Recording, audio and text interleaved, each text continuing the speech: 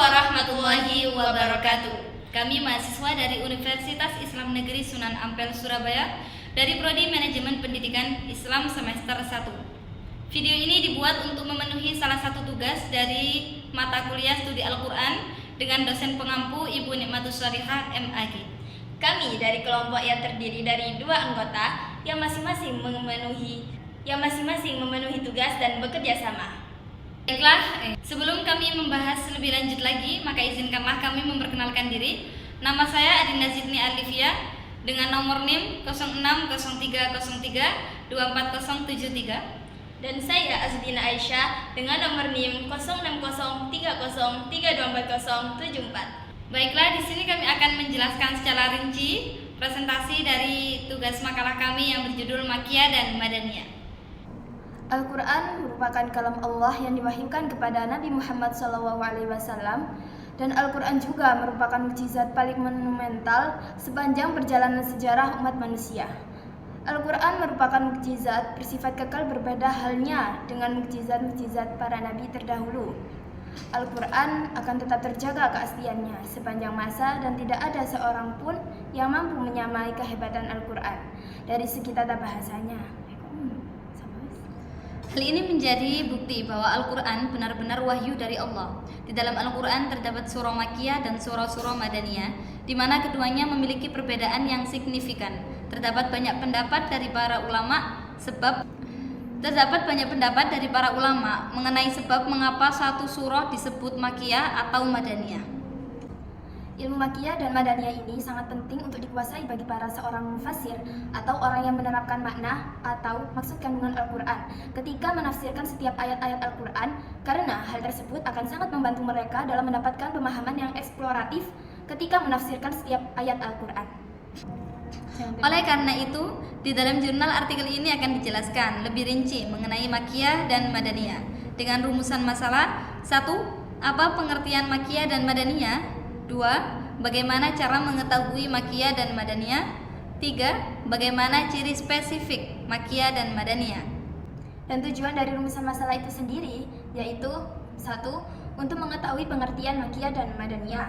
Dan yang kedua adalah untuk mengetahui cara mengidentifikasi Makkiyah dan Madaniyah. Dan yang ketiga, untuk mengetahui ciri spesifik Makkiyah dan Madaniyah. Selain itu, dengan menguasai ilmu Makkiyah dan ilmu Madaniyah akan dapat membantu seorang dai dalam menempuh jalan dakwah yang sebenarnya. Ilmu ini juga sangat penting untuk diketahui dan dikuasai karena dianggap sebagai landasan pengetahuan dalam memahami ilmu asbabun nuzul dan nasakh mansuh suatu ayat di dalam Al-Quran. Bahkan, As-Suyuti di dalam kitabnya Al-Itqan menempatkan ilmu ini di awal pembahasannya sebelum membahas masalah asbabun nuzul. Oleh karena itu, dalam jurnal artikel ini akan dijelaskan lebih rinci mengenai Makkiyah dan Madaniyah beserta persamaan atau perbedaan. Pengertian Makkiyah dan Madaniyah ditinjau dari asal kata Al-Makki, berasal dari kata Mekah, dan Al-Madani berasal dari kata Madinah. Kata Al-Makki atau Al-Makkiyah dan Al-Madani atau Al-Madaniyah berarti kedua kata tersebut berasal dari Madinah dan Makkah, yang bersifat Madinah dan bersifat Makkah. Surat Makkiyah adalah ayat-ayat yang diturunkan di Makkah selama 12 tahun, 5 bulan, 13 hari. Sedangkan surat Madaniyah adalah surat yang diturunkan di Madinah selama 9 tahun, 9 bulan, 9 hari. Para ulama berbeda dalam mendefinisikan Makkiyah dan Madaniyah. Perbedaan ini disebabkan oleh berbedanya kriteria yang diterapkan untuk menetapkan Makkiyah dan Madaniyah. Sebuah surat atau ayat. Metode untuk mengidentifikasi Makkiyah dan Madaniyah. Ada beberapa metode yang dipakai untuk kita mengidentifikasi surah-surah Makkiyah atau Madaniyah. Yang pertama ada metode naklis simai. Ada beberapa metode yang dipakai untuk kita mengidentifikasi atau mengetahui bahwa surah itu Madaniyah atau Makkiyah. Yang pertama ada metode naklis simai, kutipan lisan. Metode naklis simai merupakan ayat-ayat atau surat yang kita pahami bahwa itu merupakan ayat-ayat Makkiyah atau Madaniyah. Dengan adanya salah satu periwayatan dari sahabat yang hidup periode di mana ayat-ayat Makkiyah atau Madaniyah diwahyukan kepada Rasulullah SAW, dan sahabat tersebut menyaksikan turunnya ayat atau dari salah satu tabi'in yang telah memerdekakannya secara langsung dari sahabat. Yang kedua, ada metode qiyas ijtihadi, yaitu metode yang kedua ini merupakan sebuah kegiatan melakukan pengkajian terhadap ayat-ayat atau surah-surah Makkiyah dan Madaniyah, serta yang belum ada nas tentang penjelasan di mana asal atau tempat turunnya surah tersebut. Dalam metode ini ada beberapa ciri. Yang satu, setiap yang di dalamnya terdapat kalimat ya ayyuhan nas. Yang kedua, setiap yang di dalamnya terdapat bunyi kalimat kalla. Yang ketiga, diawali dengan huruf hijaiyah kecuali pada surah Az-Zahrain, yaitu Al-Baqarah, Al-Imran, serta Ar-Ra'd. Yang keempat, di dalamnya terdapat kisah Nabi Adam dan Iblis kecuali Atullah, keadaan yang mulia, Al-Halal Ar-Rafi'ah. Yang kelima, di dalamnya terdapat kisah-kisah Nabi dan umat Islam terdahulu. Setiap semua kategori yang meliputi ciri-ciri di atas adalah surah Makkiyah, dan sedangkan yang menerangkan tentang kewajiban dan hukum-hukum, maka itu termaktub ke dalam kategori ayat-ayat Madaniyah. Jadi mudah ya untuk mengidentifikasi surah Madaniyah atau Al-Makkiyah. Dan yang selanjutnya adalah ciri-ciri surah Makkiyah dan Madaniyah. Surah-surah Makkiyah dan Madaniyah dapat diidentifikasi melalui ciri-ciri yang unik. Yang pertama, seringkali ayat-ayat tersebut diawali dengan seruan yang memanggil umat manusia dengan frasa seperti ya ayyuhan nas, yang mana penggalan ini terlihat dalam 292 ayat yang merupakan 4,68% dari keseluruhan Al-Quran. Yang kedua adalah kalimat seperti kalla sering muncul dalam surah-surah tersebut, yang tercatat muncul 33 kali di dalam 25 surat. Dan yang ketiga yang menonjol adalah keberadaan ayat-ayat yang mengandung perintah sujud atau as-sajdah yang jumlahnya mencapai 15 ayat di dalam Al-Quran.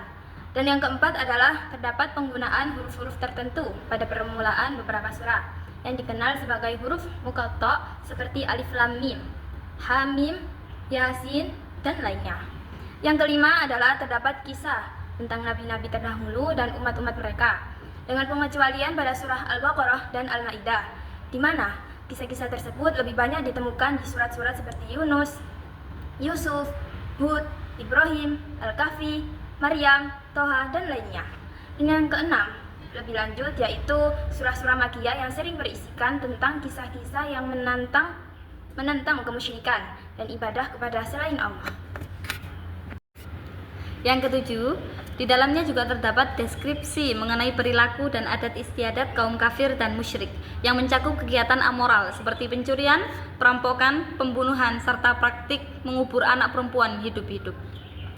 Surah Makkiyah juga memiliki karakteristik 8, di mana di dalamnya terdapat penjelasan yang didukung dengan bukti dan argumentasi dari ciptaan Allah Subhanahu wa taala yang dirancang untuk menggugah kesadaran kaum kafir agar mereka beriman kepada Allah Subhanahu wa taala serta mempercayai rasulnya, kitab-kitab suci dan hari kiamat. Ciri yang ke-9, surah Makkiyah adalah pemaparan prinsip-prinsip akhlak yang luhur dan tatanan sosial yang tinggi yang diuraikan dengan cara yang sangat mempesona, bertujuan untuk membangkitkan kebencian terhadap ketidakpercayaan, kemusyrikan, kefasikan, dan kekasaran serta sebaliknya, menginspirasi keyakinan, ketaatan, kesetiaan, kasih sayang, ketulusan, rasa hormat, kerendahan hati, dan sebagainya. Ciri yang ke-10, ayat ini